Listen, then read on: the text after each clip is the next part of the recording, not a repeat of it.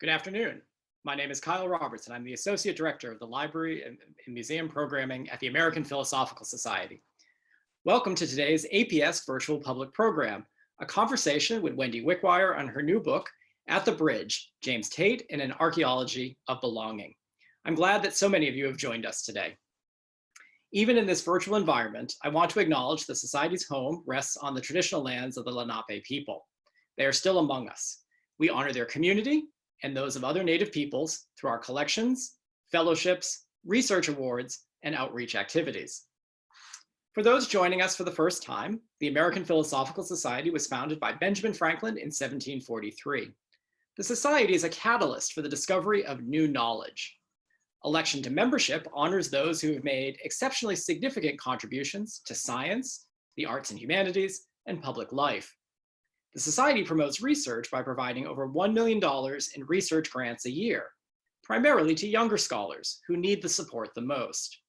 Our library museum collections and research centers serve scholars and visitors from across the globe.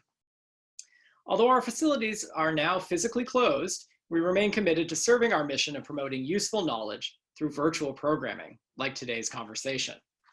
Please check out our website, amphilsoc.org, and you can see that on the slide on the screen right now, to learn more about what we do and for news of forthcoming events. A word about the platform we're using today. We are using Zoom webinar, so not to worry. If your phone accidentally goes off, if your cat runs across your keyboard, if you have to jump up quickly, you will not be heard. Everyone is muted in this except for our panelists who will be talking soon. If you want to ask a question, we ask that you use the Q&A button, which is in the bottom navigation bar. So if you could just take a second and look at the bottom bar, you should see a Q&A. You can type in a question at any point throughout the talk today, and we will get to those in order that they're entered at the end of the event. So with that, it is my pleasure to introduce my colleague, Brian Carpenter, Curator of Native American Materials at the APS, who will explain today's program and introduce our guest. Thank you so much for joining us.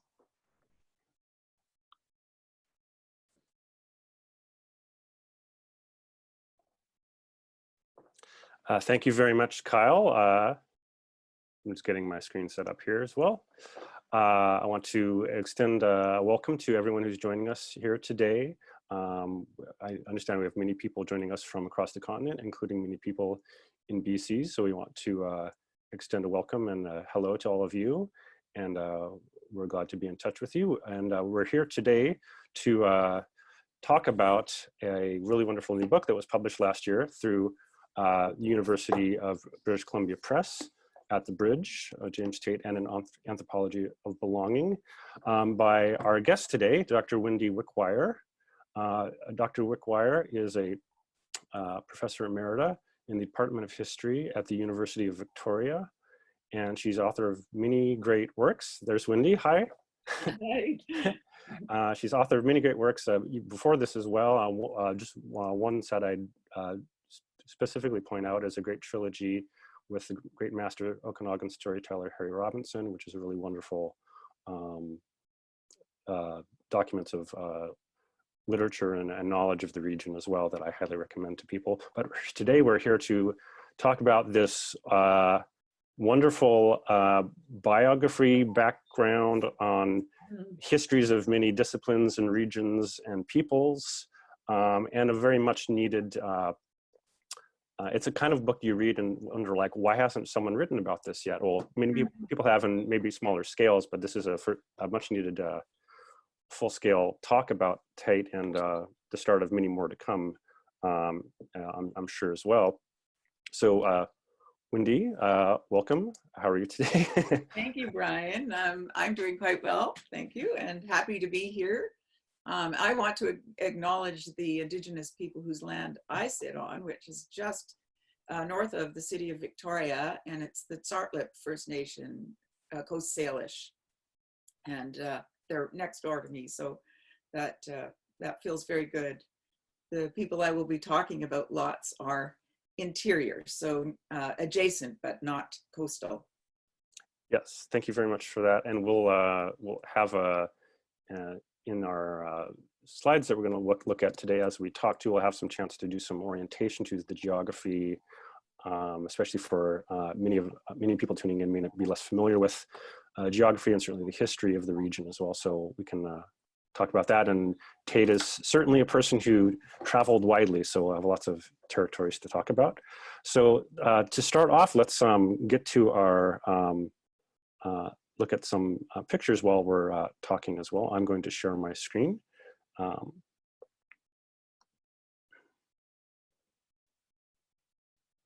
Here we are.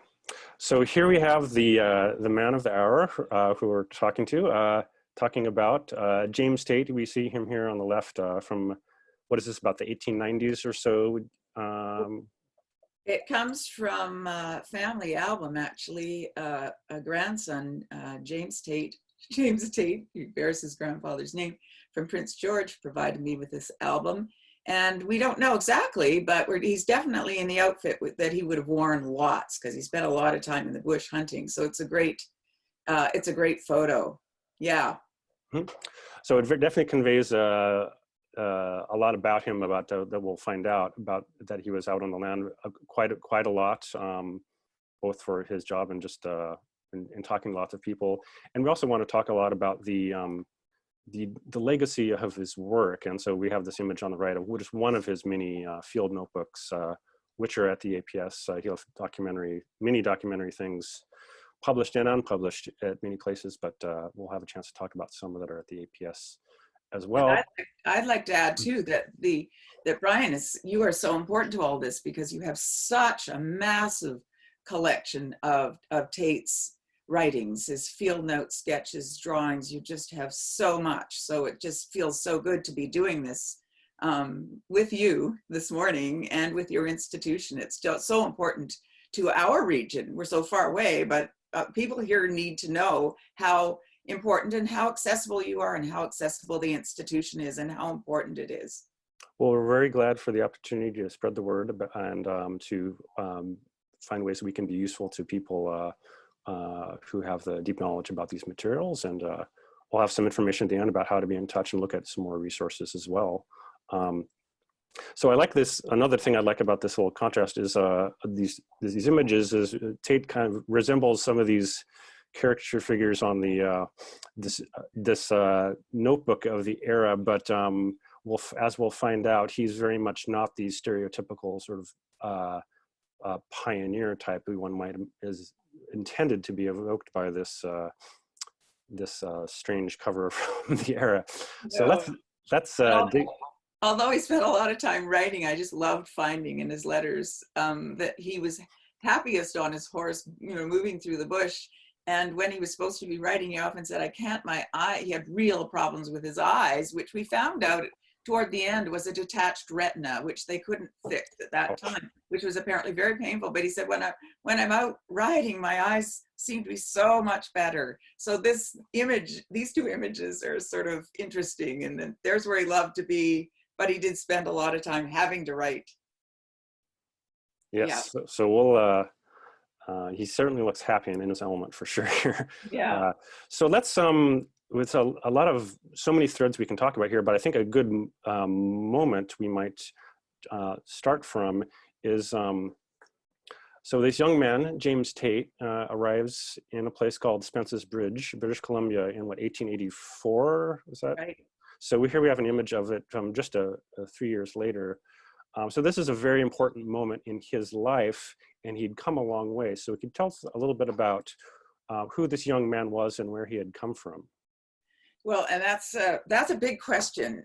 He had come from Shetland, out in the, it's an outer island of Scotland, which is closer actually to the coast of Norway than it is to the north coast of Scotland. And that's an important thing, I think, because they're a very small island archipelago that was very family, community oriented, and a very close family fabric. So when he was 19, he had an uncle who owned a Scottish uncle who owned that major building that you can see with all the dormers in the middle of that photograph. His name is John Murray.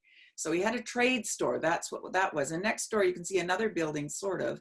And that was a little stopping house, a hotel, an important route for, it was for the gold miners, and later just all travelers use this Caribou Road that passed through here. And the CPR is just going in here at this time. So it's 1884, he's 19, he's left home for the first time, and he comes to work for this uncle in this trade store. That little white building you can see there is where the uncle's bungalow.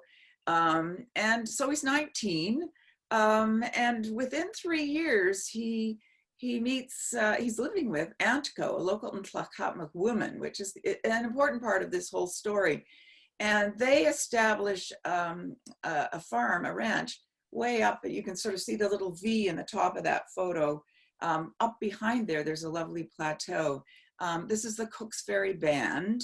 And we just might even have the former chief of the Cook's Ferry Band, David Walkham, who's very much a part of this community. We might have him listening today, which would be very nice. But it is an important Tlakatmuk community, and he landed there, and this became very much a part of his life after the age of 19 until he died. So, and the CPR, that's the, you mentioned that's the Canadian Pacific Railroad? It's the Transcontinental Railroad that went through. So he arrived in 1884. So then it was still horse and buggy and stagecoach travel. By 1886, the CPR had opened. So that changed everything. And that bridge is important, hence Spence's Bridge. It was Cook's Ferry to begin with. And then when the bridge went in the 1860s, it became Spence's Bridge. It's known locally as the bridge, hence the title of my book. But there you see the original bridge, which was built in the 1860s. So this is what life looked like when he arrived there. And you can't see the reserves. You can't see the little tiny indigenous reserves in that photo. So this is a good way to talk about also, many of us tuning in may not be as familiar with British Columbia history or the history of the Indigenous nations and what had been foisted upon them, this very new entity called British Columbia and Canada. So what was really going on? This is a huge question, but could you give us a brief background of kind of what was going on when the sort of expansion of settlers and expansion of Canada at this time? Yes, well, that is a huge question and an important one that still festers today, because the region of Canada east of the Rockies had treaty making going on. British Columbia was left out of this process. There were a few little scattered treaties on Vancouver Island, where I am now, one up in the Northeast. But other than that, there had been no formal land agreements. So as life goes on for these people in the 1860s, first it explodes after the gold rush in 1858, just up to 30,000 miners just descending on the region, in one summer and through the next year. And then this creates huge chaos. Prior to that, we've been a trade. It's been mostly fur trade, Hudson Bay Company. After this, it explodes with settlers. And 1860s, there's reserve making going on by the colonial government, British colonial government. In 1871, we become confederation happens, we become a province of Canada. And then the Department of Indian Affairs is formed, and then really aggressive reserve making process. All of these people are corralled onto these little reserves throughout the province, not as you have south of the border, but quite the large ones. These are little tiny ones scattered all through the province with huge resistance through the 1860s, 70s, 80s. Well, with that, CPR really opens up settlement. There are protests, and people fail to, in the Indigenous communities, people fail to realize what disadvantage you were at when you didn't speak the language that was through which all these decisions were being made. So protests, the 1870s, 1880s, 90s. By 1906, 7, 8, when there are trips to England, by the way, the chiefs are arguing this whole process is happening on stolen land. They have the Royal Proclamation of 1763 which gives them, which the rest of the country has used for treaty making agreements. They're trying, the Indigenous chiefs in this region are trying to sort of work with the provincial government then and the federal government to figure out how they can get this process settled. They eventually decide, well, Tate is actually working with them, translating that Britain is the best route to this. So it's a long, complicated process, and it's festering when he's there. Hmm.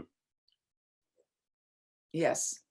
And in coming from as you spend a good deal of time in the book talking about his upbringing in Shetland, and I think and how kind of he may not have entirely related with sort of the British Empire that was encroaching in this region, how he might have had some, could you talk about some of these things? He might have had some sympathies or could see some parallels to what was happening in BC with what he had experienced back home. Yes, well, coming from Shetland has a really interesting history as well. They had two waves of clearances in the 19th century. The little outer island fisher farmers were cleared to make way for sheep.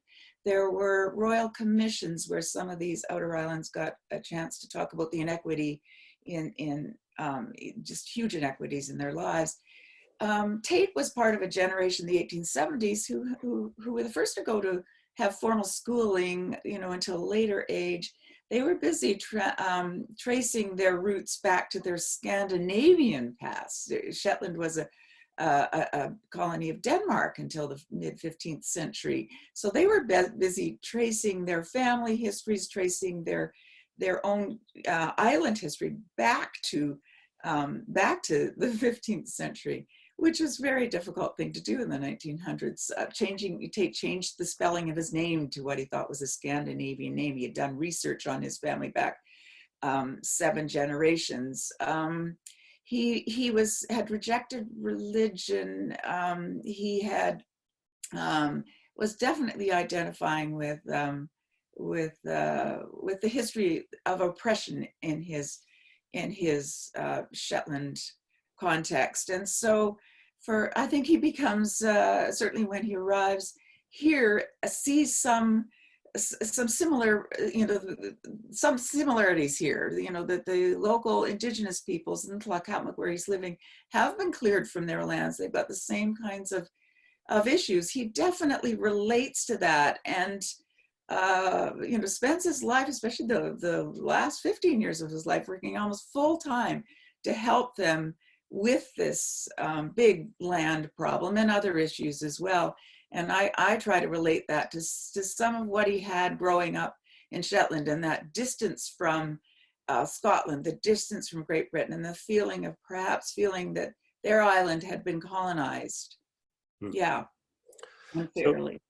So this map we're looking at here is he made a series of annotations of pre-printed maps, sort of outlining his evolving understanding of territories of different Indigenous peoples and their languages and so forth.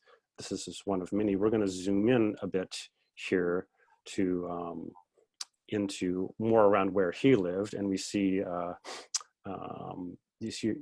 for those, you can see on the bottom the shape of Washington State, and there's Vancouver Island above, and we're looking center of the image is southern interior British Columbia.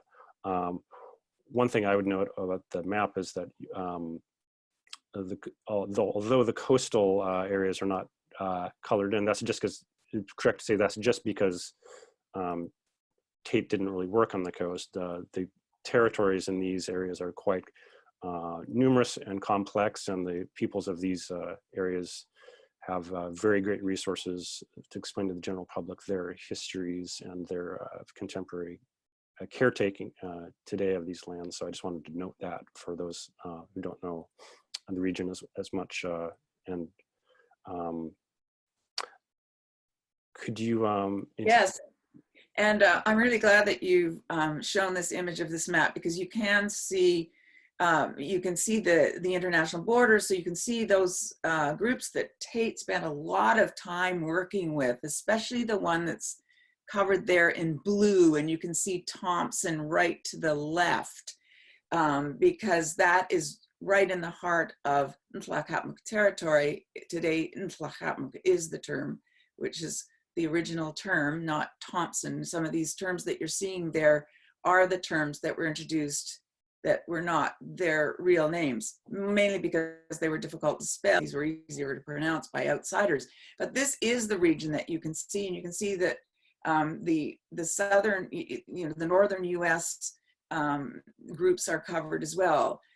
Tate had trips all through those regions, spent his life centered more where you see the blue in the Thompson. That's where he lived. That's where Spence's Bridge was. But I should point out too that he was also up in the Tulltown, right in northern British Columbia, right where it meets the Alaskan and Yukon border. And Brian is just showing a tip of the iceberg here. He did lots and lots of work on maps and was trying to sort of show where everybody lived. I like to see it as he was overwriting in a way the settler maps that were taking hold. When you see these maps, you see the work he was doing to really show the long and solid Indigenous presence in this region. And Brian, these are annotated maps, as Brian will show you. I'm really glad that he's shown that photograph, which comes from a family album too, because you could move through the region fairly quickly and easily by the newly established transcontinental CPR. But when you got off that, then in this region, you were faced with what Tate is doing in the photograph, this is probably in north of Spence's Bridge, getting into the Chilcotin territory, Chilcotin as it's called today, probably on the edge of the Shuswap territory. And you can see it's not easy terrain to pass through. And this is what, I mean, Tate loved it, but it's very challenging at the best of times. So to get through those regions was hard. But as Brian will tell you, your institution has beautiful work on maps, which is just being, I think, collated and digitized and studied now. And the Tate's boundaries were always changing, by the way. He was really reluctant to put fast, fixed boundaries on a lot of these. Yes. Yeah, and we'll have a link at the end where people can look at all of the digitized maps here at the APS. But this photo also gets us to another story we should introduce in here, which is in 1894. Another important figure, at least in the history of anthropology and the APS, young man also named Franz Boas, shows up in Spence's Bridge. And tell us how he meets James Teit and what kind of came from that. Well, that was a really important meeting. I remember I said Tate arrived when he was 19 from Shetland. And he had, in 1894, he'd been there for 10 years. He was totally fluent in the language by then. He and Antco were up living in the Tual Valley, just above Spence's Bridge, where I pointed out in that photograph. Boas was tasked, he was originally from Germany, had immigrated to New York City, had PhD, highly educated in mathematics, physics, was moving into geography and anthropology, and started out doing contract work to do this sort of mapping that you see here that Tate had later done. Anyway, he was traveling. The poor man was really tasked with doing the boundaries for the whole province. And it was a huge job. In 1894, he was passing through those interior regions on that newly established CPR, landed at Spence's Bridge, was ready to give up because things had not gone well in the previous communities. You can see Okanagan there, he had passed through there. And he woke up in the morning and really felt like, oh my gosh, because he arrived at 4 in the morning, this just looks like a hopeless place. And then somebody said, but you got to cross the river and go see this John Murray. I pointed the uncle who lived over there. He knows a lot about these people. So the bridge had actually been washed out. He took the boat across, ended up with the uncle. At the uncle's place, caught him there, and the uncle said, no, you should go up that mountain and find this Jimmy Tate. He will know way more than I do. So he got up there, and Tate wasn't there. Antco was there, and I love in his letters that you can actually see them, Boas saying, she entertained me for an hour. Well, you sort of wonder what that hour was like. Well, Tate then showed up, and Boas was thrilled. Here's a man who was fluent in the language, just very easy to get along with. And apparently Tate had even heard about the work that Boas was doing. So this was just a wonderful moment for Boas. He realized, like, I have someone here. In fact, he left, and before he left a couple of days later, and Tate, by the way, took him around on a horse to meet people and to see the region. Before he left, he got Tate to write up. He said, I would like you to write up this big report on these people. And Tate said, well, I could do that.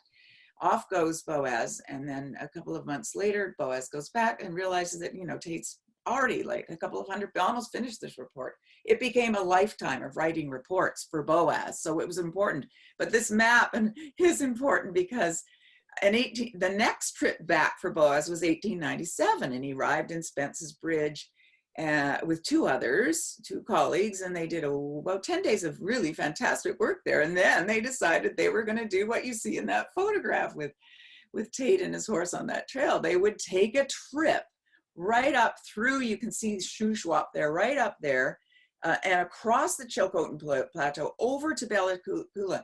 Boas thought this would be a wonderful thing to do field work. Along the way, well, it turned out to be a disaster. You can read about it in Boas's letters, which make a wonderful, it took 7 weeks.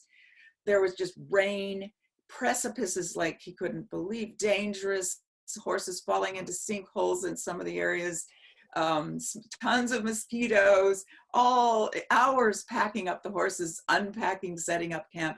It was a really important eye-opener for Boas that if to do field work in the interior regions of British Columbia, I mean, it was a difficult, challenging task. So after 1897, you see Boas, who then gets a job at the museum in New York, American Museum of Natural History. You see him after these short trips to British Columbia, well, sometimes not so short, months at a time, working mostly on the coast. He actually has someone who can do his work for him. So he stays in New York City mostly between 1900 and 1920, makes one trip, because he has someone on, like Tate, who can do a lot of his writing for him. And Tate does. And on the coast, another huge story opens up because he has George Hunt, who's Tlingit, but married in the Kwakwaka'wakw family, doing work on Northern Vancouver Island for him. Very similar to Tate. That's a whole other story. So that map is important for showing you just when Boas did get to Bella Coola in 1897. George Hunt from Vancouver, Northern Vancouver Island, Central Coast, was there waiting for him. So that was great for Boas. He got to work the way he liked to work, which is full days, usually working through stories and manuscripts. He didn't get that on that 7-week trip on his horse. Yeah. And I think you say it's something in the book that after on the trip back home, once he gets, well, you don't put it this way, but once he gets rid of the city slickers coming with him, he makes it home in basically record time because he doesn't have anyone slowing him down on the trail. Well, nothing seemed to slow him down. And all his field trips were all on, most of them were with pack horses. And he seemed to love it. And when he wrote to Boas, he was basically bridge, the bridges were sort of collapsing. There were more mosquitoes, more tough times. Sometimes there was snow, which for Tate seemed to be a challenge, which to get back to Shetland, I always wonder about, because if any of you in the audience have ever been to Shetland, you will see that it's treeless and it's just a completely contrasting landscape. British Columbia, where he was just an impossible land. It was heavily treed. It was, mountainous. It was just a completely different experience. How did this man do this? I mean, especially when he got up into northern British Columbia, guiding, which was another part of his life. It was a challenging thing just to get a few days away with your pack horses and gear and food and tents. Yeah. So let's talk more about the work that he did and how it's in many ways, it seems, as you lay out in the book, and we can see in the original materials, it's in ways very different. You mentioned one of the things in the book you note is that Boas and other people who are in similar situations wanting to promote and publish Anthropology become very reliant on Tate and becomes really praised as making very high quality work, but he gets sort of neglected in histories of anthropology. But even beyond that, the people who were his sources, who were the sources of the knowledge, are further obscured. But when you look at the materials, you find that there's incredible, he was very meticulous about actually saying who he was talking to and what they knew. And could you tell us a little bit about that in terms of what we're seeing here? Yes, and I'm so glad you've raised that, Brian, because it is true. Boas took all of Tate's notes and you know, managed to publish them under Tate's name through the American Museum of Natural History publication series. But he really wanted to get the generalized story, this sort of what you call the common denominator story. So he wrote out a lot of the Tlacamic words and terms, but also the people. And I love that you've chosen this little snippet because, as you know, I've just laid out the story for you. It sounds like he really kind of got started when Boas arrived in 1894. And maybe I've kind of given you that impression. In fact, what I loved about this find and various others, you can see the date, the list of the Cooks Ferry Band of Indians. He's got there January 1893. So for all of you sitting there, this is may look like a minor thing. For me, it was major, because Boas arrived in September of 1894. So here you see Tate taking note of something which is so important today, which is all of these people, their names. He has not learned a formal anthropological orthography. He's using his own phonetic system to write these names, but he's trying to do it in the way he can. Another thing that I actually highlight in the book, discovery, this was the collection at the American Museum of Natural History, was a document called Pa'a Stories, 1893. And these were stories that Tate collected from the elders living around Spencer's Bridge, Cooks Ferry, members of the Cooks Ferry Band. And Pa'a was one, and you can see his name about 6 from the bottom. Pa'a is there, described as an old man. And the drawing, if you don't have a camera, what do you use? You draw, you sketch. He didn't have a camera. He did quite a good sketch here of another elderly knowledgeable man called Chiligesket, who turns up in the notes quite a bit. And you can see Chiligescet's name there somewhere. We've got second from the bottom there. Second from the bottom, right. And Wisdom Neats is there, and he's the chief. And in Spencer's Bridge today, the band has named their main center, the Chief Wisdom Neats' center. So he's a really important chief during the political period. There are other names. Hualinek is there. She turns up in lots of Tate's early work. A lot of women, you know, Shelkapesket, a young man, becomes Tommy Lick, who lives to be an Indian doctor, quite old and quite a major contributor to Tate. Watko, Kakapizza, and Whitepel. Some of these people, Boas took a recording machine to Spencer's Bridge in 1897, and he recorded 40 songs, and a lot of these people are on those songs. It took photographs. Tate documented their names, put them on their photographs, added them to their songs. A lot of those got stripped out. So it's really important to be able to sort of go back and find these names. And Tate was very good about keeping the names attached to the information. So it was stripped off, but the process of retrieving them is going on now. Mm-hmm. I think the one way you put it in the book, you said that for Boas, people like Chiligesket here were keepers of myth, but not history. But for Tate, they were keepers of myth and history. So it was important to knowing their particular stories and knowledge of their own life and their own history, not as abstract examples of a culture.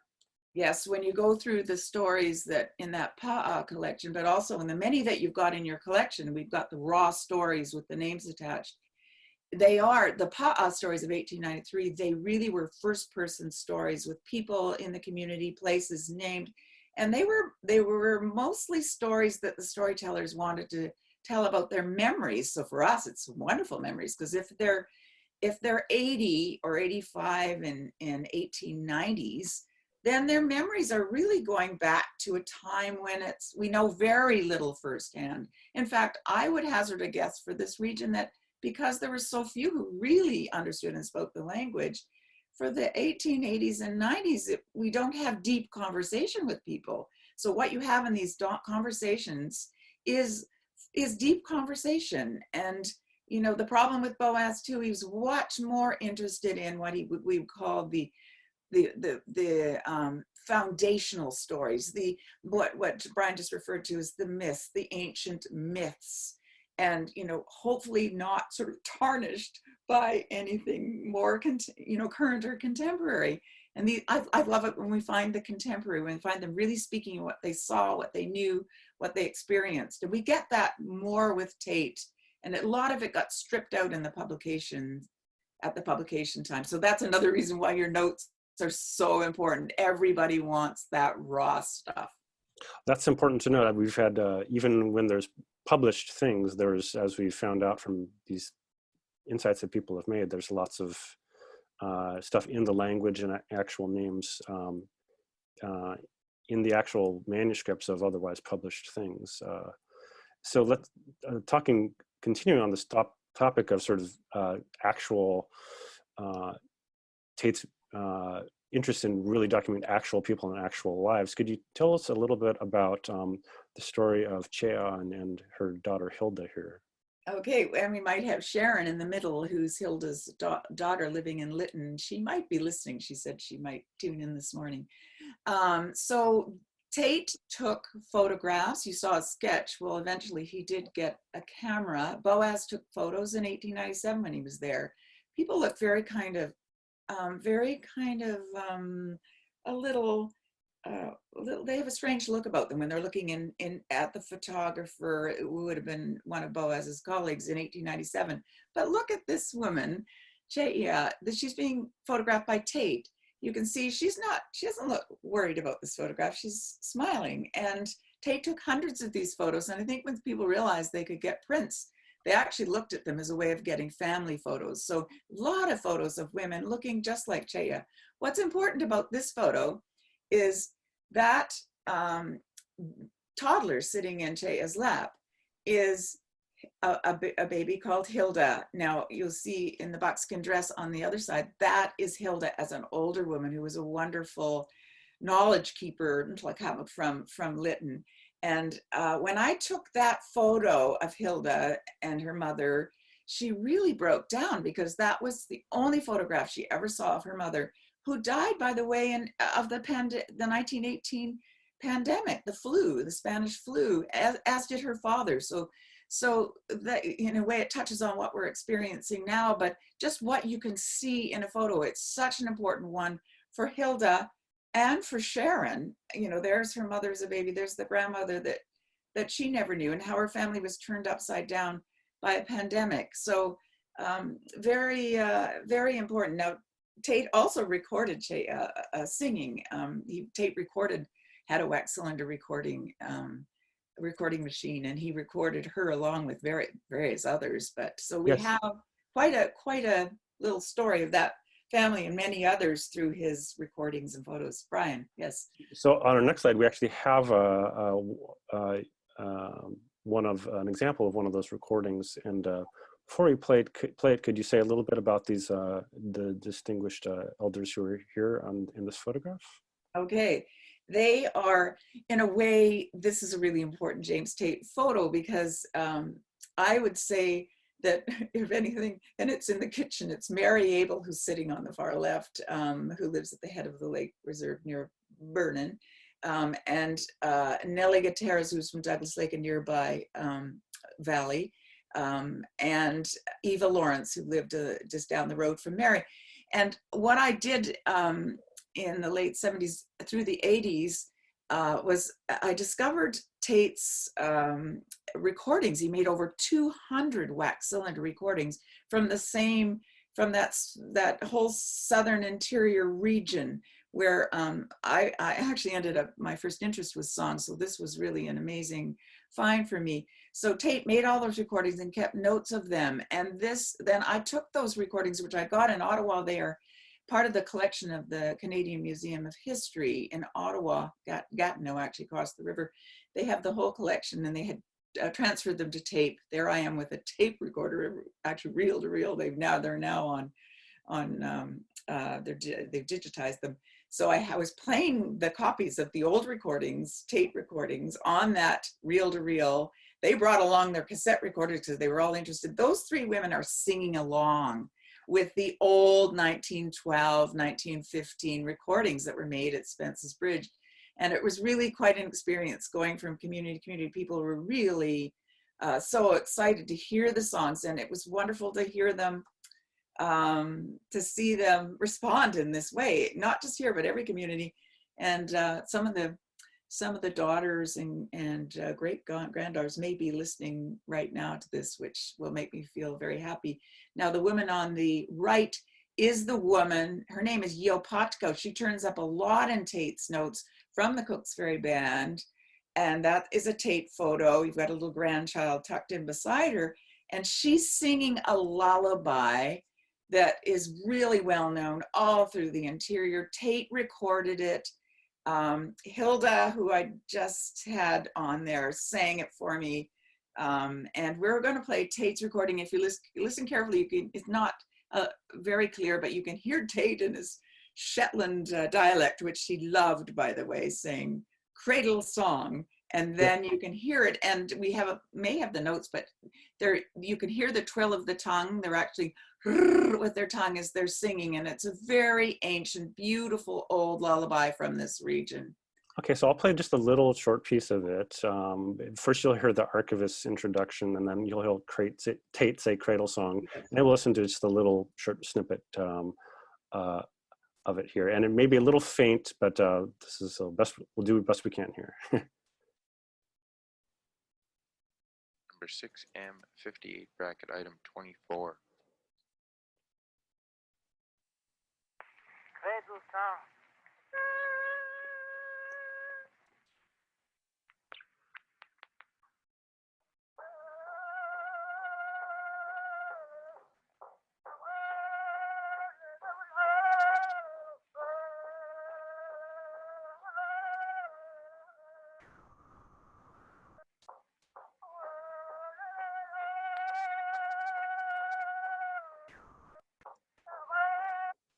So that's just a little bit of a sense of what a wax cylinder recording sounds like. And well, there's a few more things we want to talk about just before we get to Q&A. I'd love to talk about this a lot more, but let's also talk about, I'm going to skip over, this is one example of many manuscripts that are in Kate's.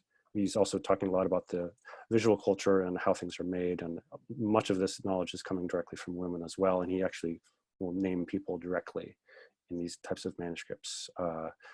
But yeah, let's talk a little bit, just a couple minutes or 2 or 3 minutes about his this political activism he did, and here he's in a posed photograph with some of the chiefs who he went with on who asked him to come on delegations to Ottawa because. Well, tell us about why they came to him and what was, this was really, as you said, about the last decade of his life that took up all his time. Well, the first formal document that I could find was a petition in 1908 that Ntlakatmak put together to actually complain to the Department of Indian Affairs about their terrible Indian agent. And that was all written in his hand. And then we failed to really consider what it felt like to be multilingual in your own languages. That meant that many of these chiefs spoke not only their own language, but they had related families, but mutually related languages next door, adjacent, but mutually unintelligible. But many of them spoke those languages, so they were multilingual. They spoke Chinook jargon too, but you couldn't do much with this trade language, which is very minimalist. They really needed a translator who can really help them express deeply their concerns. And these were political constitutional concerns. They needed to know Canadian constitutional history. So Tate jumped on board with that petition in 1908. From 1909 until his death, it was full-time, nonstop. They formed an organization in the interior called the Indian Allied Tribes of BC. These 3 chiefs were members of that. the coastal peoples called themselves the Indian Rights Association, and they were mounting a big petition called the Cowichan Petition in 1909. The Niska in the north, also in 1909, were agitating and advocating. So they all came together for the really important way, and they often, that's why I've called the Spence's Bridge chapter Capital of Resistance, because they came and they could get there fairly easily by train, and they met, and we failed to realize like what these meetings were like. Imagine 400 of them sometimes meeting at Spence's Bridge, all speaking different languages, and needing someone who can translate across the barriers to help them put together these really important memorial statements, petitions to send to the provincial government, to the Prime Minister of Canada, trips to Canada, to Victoria. There were 3 major trips from British Columbia to Ottawa. That's hugely expensive. 1912, 1916, 1920 was a terrible year. There was a whole royal commission going on over this land question in British Columbia. But guess what? They weren't allowed to discuss the most important issue, which was sovereignty and title. That was excluded. They could only discuss the size of their little tiny reserves. They were furious, and they did not get the results of that, although they were finished writing the report. There was no representation from the Indigenous chiefs. They were finished writing that in 1916, and they didn't even release this to the Indigenous chiefs until 1919. It was really such a difficult time.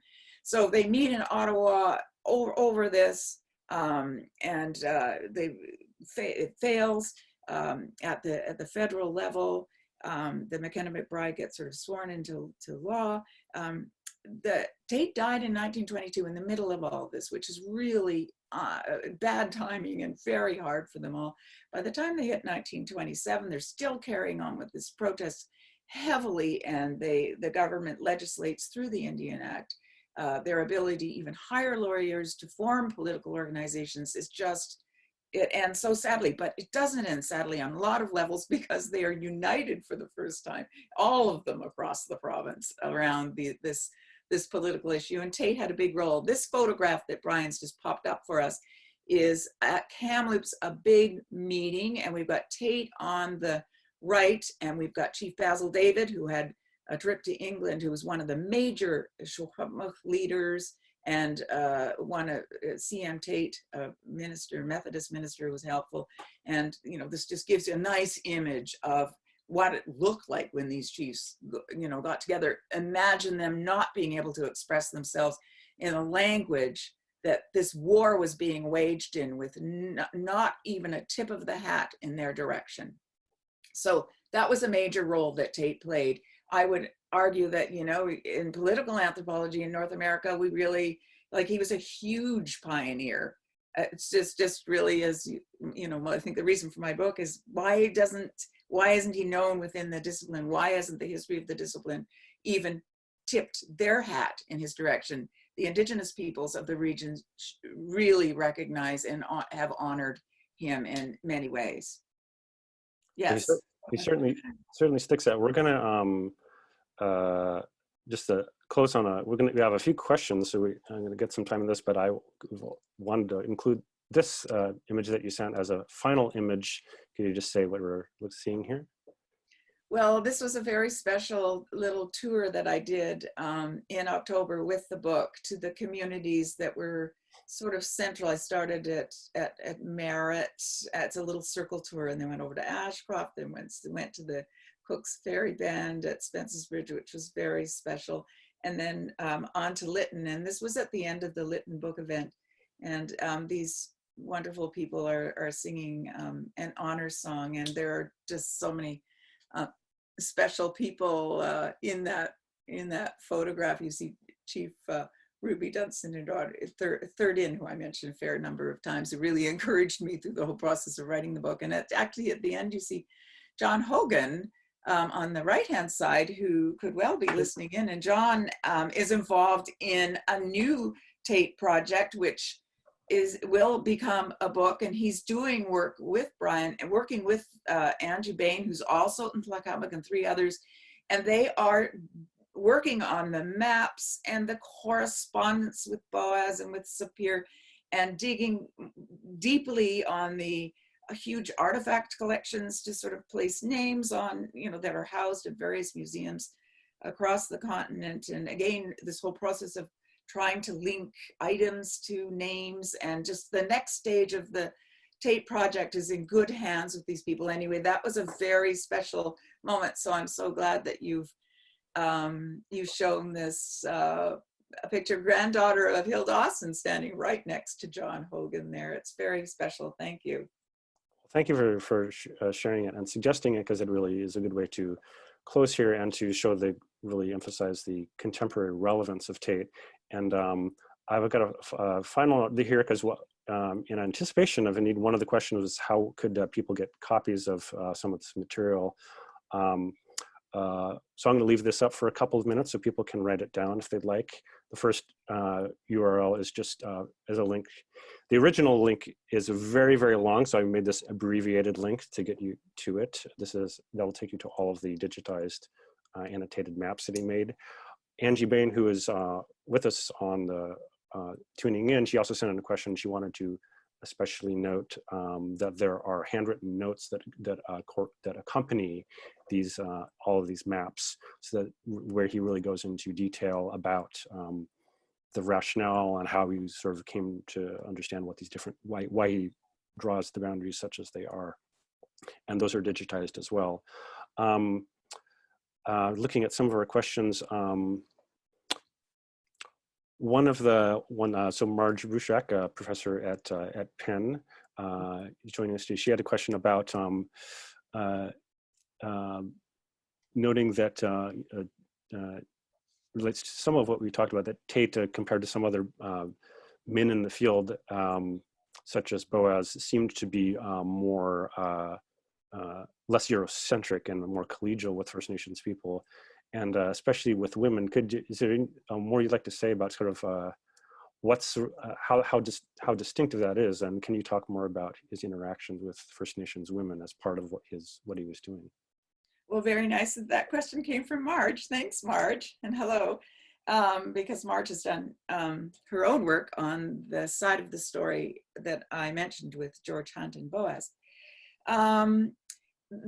Tate's work with women is one of the most distinctive sides of his work, that really the anthropologists who were moving around our continent really at the turn of the 20th century, certainly that 1880s to 1920s, were mostly men, and they were mostly going, some of them had immersed themselves in the language, but a lot of them had gone in for visits. I mean, maybe you'd stay for a month or two, which would be considered a long time, or maybe even 6 months, but mostly it would be shorter visits, like Boas was doing up until the time he met Tate, and they weren't living there. It was impossible for many of them to live there. Having someone who actually lived there for 40 years makes a huge difference. And having someone who married into the community makes a huge difference. So through ANTCO and through learning the language, and I think through gravitating into the Indigenous communities, I wonder if he was homesick a bit at the beginning, and that he found in those communities, because remember, the settler communities are mostly men, young men from all over, many spoke different languages. In the Indigenous adjacent communities, you found full communities with grandparents and kids and grandchildren. So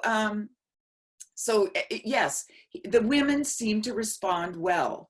And their names are all through his documents, and in the photographs you just get a sense of relationship, and in the songs they turn up sometimes together. There's laughter.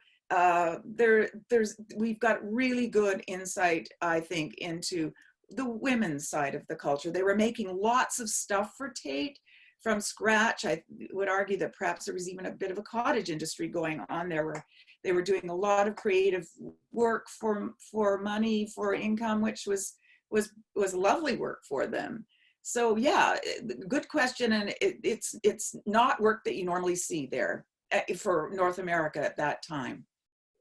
And as a corollary to that Marge added was, did anyone in Tate's family continue this work of friendly relations with these communities and individuals? In his family, you mean? Yeah. Mm-hmm. Well, Antco died of pneumonia in 1899. In 1904, he remarried a local rancher's daughter and they were actually originally from France, and they had 5 kids. And I dedicate the book to one of those kids, Sigurd Tate, who died, alas, in 2002, hoping that I would finish the book before he died. But Sigurd was 7 when his father died. There were 5 kids, and when his father died, their father died in 1922. They were all quite young. And Sigurd, who was 7, really just had a passion for finding out who his father was and feeling a little, he was uneasy about how unrecognized he was, especially within the discipline of anthropology. He sort of combed the histories, couldn't find his father. So Sigurd did carry on the work.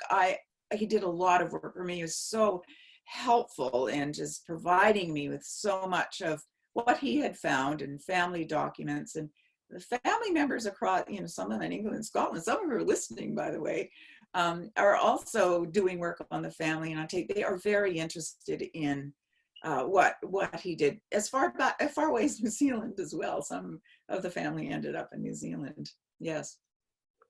Great. Well, so I'm going to take down this slide here, but it'll be recorded. Then please feel free to be in touch, anyone who wants to. Yes, and I really want to add that you won't find anybody more helpful than Brian. He's just so forthcoming. So don't hesitate to send him a question. And Brian, if you had to hazard a guess as to how many pages you have of Tate's notes, just off the top of your head, thousands, what would you say? Thousands, right? Yeah, Pages. 2,000-3,000 perhaps. They're in many different piles. As we're spending more time with them and learning from people who have deep expertise about it, learning how to sort of make them more findable. Luckily, his handwriting is very mercifully very nice compared to Beautiful, other people, yeah. compared to people like Boas, who are quite terrible. So that's a very wonderful blessing for all of us. And then there's correspondence with Boas, which is almost weekly. I mean, how often do we ever have that? And we also have it with Edward Sapir, who is in Ottawa, weekly with Edward Sapir. So we've got the correspondence, which also helps us, place a timeline. But on each page of those documents, especially if they're Tate's rough notes, you'll find you may find 10 different topics covered, whether it's something on a plant or something on a place name or a little sketch of something. So sometimes one page can take a while before a light goes on and you discover, some golden nugget on it. And that's, I think, the beauty of those documents. I really kind of envy what you're doing right now, and envy what, say, younger scholars like Angie and John are doing with their fine picking through all of that stuff. There's a lot to learn from there, and we're going to be learning a lot from when that book comes out about the Boas correspondence. People can view that is digitized online, and I can have a kind of a rough index to it that's not online yet. I'm glad to share that with people too. We have one final question I'd like to end with. This is also from Angie Bain.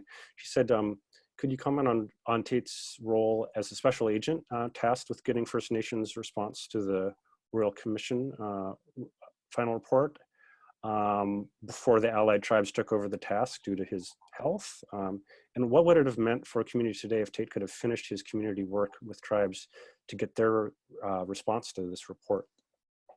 Wow, Angie, that's a great question. And I mean, I think it was a tragedy that he died in 1922, because what we had through, say, from 1916 to 1922, we had the older, really seasoned chiefs. We had John Chilahitsa from Douglas Lake. We had John Tetlanitsa, who's so important. He unfortunately died in 1918, but big names, Basil Dave, who I just mentioned. These were really important chiefs, some of whom, as I said, had trips to England because they wanted to bypass the provincial and federal governments and have this whole problem settled in England. We had Peter Kelly, who was a younger politician, Andy Paul coming along. And I think that what Tate did was he was able to take those old seasoned chiefs who really they knew how strapped they were by not being able to speak in English. And the new ones coming along, like Andy Paul and Peter Kelly, could speak English. And sometimes they became frustrated with the older ones because the older ones didn't quite understand. They always had Tate to calm them down, help them through the hurdles. And what I think happened is that the older ones became more frustrated when they didn't have Tate to help calm them down, Tate could also go to D.C. Scott, who was the head of Indian Affairs, who I call the Darth Vader of Indian Affairs. He could sort of deal with him and help sort of like help deal with that. And we have, you know, one of the older chiefs still, he's going off to Ottawa to see D.C. Scott by himself after Tate died, and just being humiliated and trying to hire a lawyer to deal with it. So it just fell apart. I think that if he had been able, if he had stayed, he was so young, if he had stayed well, that he would have helped them perhaps through that hurdle. He would have kept that alliance really with Peter Kelly, which was so tight. That organization was so strong, and we have D.C. Scott always hurling the ultimate insult that, oh, without these white guys, you know, even tried, you know, Tate was white, and he tried to argue that, you know, that this was a little small faction of white guys, sort of, you know, or half-breeds, that awful term that they were trying to, D.C. Scott was trying to lay on them, trying to agitate these otherwise well-satisfied so-called Indians.